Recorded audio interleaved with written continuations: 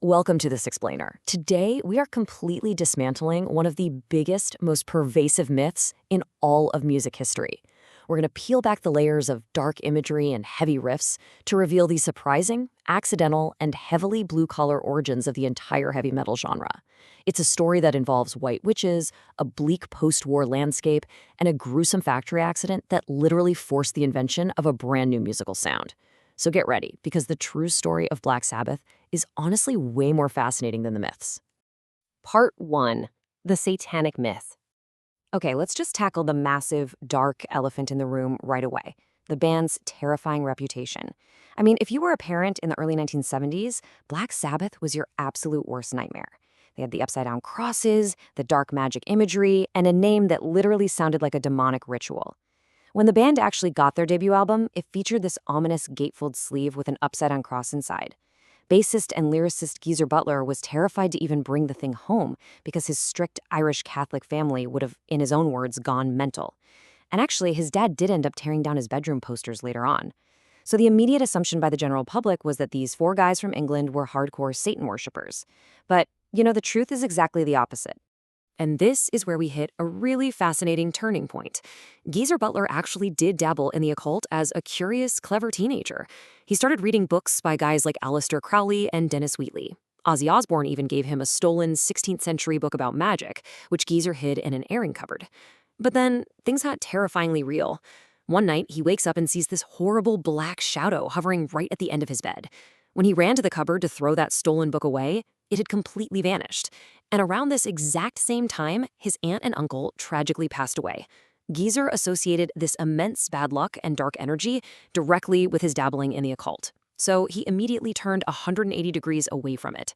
As he explicitly stated later, the band's music wasn't an endorsement of the dark arts at all. It was a desperate warning against black magic and Satanism. Which perfectly sets up one of the absolute most hilarious anecdotes in rock history. During their first American tour, a black magic organization actually asked the band to play a gig at a stone circle. When the band flat out refused, because again, they hated promoting Satanism, they were allegedly cursed by these so-called white witches. The head witch actually called the band's management and advised them to wear crosses for a protective ritual. So where do a bunch of broke working-class kids from Birmingham get giant metal crosses? Well, from their parents, obviously. Ozzy Osbourne's father worked in a local metal factory making car parts. He literally forged giant protective crosses out of spare car parts for the band to wear. Talk about a very grounded blue-collar solution to a supposed supernatural threat, right? Section 2. Real Horrors and War. To really understand this shift from supernatural horror to real-world terror, you simply cannot separate the environment of Black Sabbath from the music they created. All four original members, Ozzy Osbourne, Tony Iommi, Geezer Butler, and Bill Ward, were born in the late 1940s in Birmingham, England. Now, this was a city heavily bombed and decimated by the Luftwaffe during World War II. It was a bleak, destroyed landscape. As music author Joel McIver points out, if you were a young lad growing up in this environment, your destiny was pretty much already written, 45 years on a factory assembly line. That inescapable despair, that heavy, oppressive atmosphere of a bombed-out industrial town, it bred a completely unique anxiety that heavily influenced every single note they played. And this just brilliantly illustrates the stark difference between what people thought the band was writing about versus what they were actually saying. Just look at their legendary 1970 album Paranoid. Amazingly, they recorded this entire masterpiece in just 6 days, playing almost completely live in the studio. But the themes? They weren't about demons or casting spells. They were aggressively real. War Pigs is a direct anti-establishment rebuke of corrupt politicians sending poor kids off to die. Hand of Doom tackles the very real horrors of the Vietnam War, exploring soldiers returning home with post-traumatic stress disorder and falling into severe opium addiction. And Electric Funeral deals with the absolutely terrifying Cold War dread of a nuclear holocaust. As musician Henry Rollins noted, Sabbath was deeply visionary here. They were exploring profound global traumas through their music, way before it became standard practice. Part 3. A Factory Accident's Sound. So how did this whole factory town existence literally alter their music? It all comes down to one of the most astonishing cause and effect chains in music history. Before the band even took off, guitarist Tony Iommi was working in one of those Birmingham factories. In a gruesome industrial accident, he severed the tips of the fingers on his fretting hand. To continue playing guitar despite the horrific pain and missing fingertips, Iommi had to completely change his instrument. He downtuned his guitar strings, making them much slacker and easier to bend with his damaged hand. And because he couldn't play standard chords anymore, he adapted by using only his index and little finger. This forced him to drop the third note of the chord entirely, creating what musicologists call a mutant chord, basically a power chord with no major or minor tonality. The result? A thick, doom-laden, profoundly heavy sound. Heavy metal wasn't conceived in some corporate boardroom. It was accidentally born from a bloody blue-collar factory accident. Section 4. Defining heavy metal. So, let's actually look at the academic side of this for a second. In his book, Black Sabbath and the Rise of Heavy Metal Music, musicologist Andrew L. Cope argues something quite fascinating. Black Sabbath didn't just casually influence heavy metal. They single-handedly invented the genre's entire musical blueprint. Cope spent years closely observing Tony Iommi's playing technique from the front row of 1970s gigs.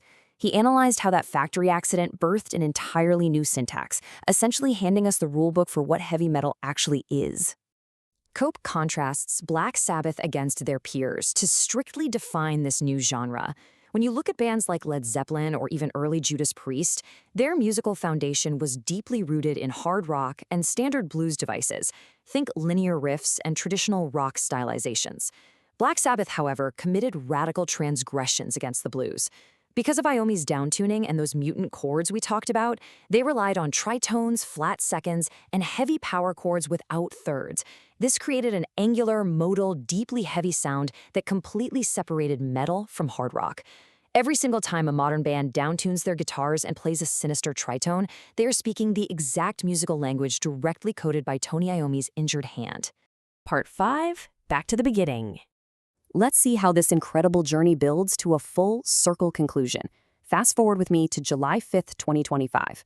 The original 4 members of Black Sabbath, Ozzy, Tony, Geezer, and Bill, reunited for the Back to the Beginning benefit concert. The location was powerfully poignant, Villa Park in Aston, Birmingham. They returned to the exact same bleak post-industrial neighborhood where they formed as teenagers way back in 1968. This was the first time the original lineup had performed live together since 2005. And Ozzy Osbourne, battling advanced Parkinson's disease and no longer able to walk, delivered a triumphant, defining performance while seated on a throne. It was a deeply moving homecoming, bringing their story right back to the streets that forged their despair and their sound. But this incredible triumph was closely followed by tragedy. Just 17 days after this historic final performance on his throne, surrounded by his lifelong friends and the fans who absolutely adored him, Ozzy Osbourne passed away at the age of 76. It definitely brings a tear to the eye, but it also leaves us marveling at the incredible, lasting legacy they left behind. So it forces us to ask this final, lingering question. How did a bleak factory town and a gruesome physical accident accidentally change music history forever? The story of Black Sabbath reminds us that sometimes the most globally influential cultural phenomena out there don't come from pristine studios or manufactured pop formulas. They're forged in the fires of working-class struggle, real-world anxieties, and pure, accidental human resilience. Thank you so much for joining me on this explainer. I hope this deep dive helped you see the brilliant reality hiding just behind the dark myths. Keep learning, keep questioning, and I highly encourage you to dig deeper into the fascinating history of this music. Catch you next time.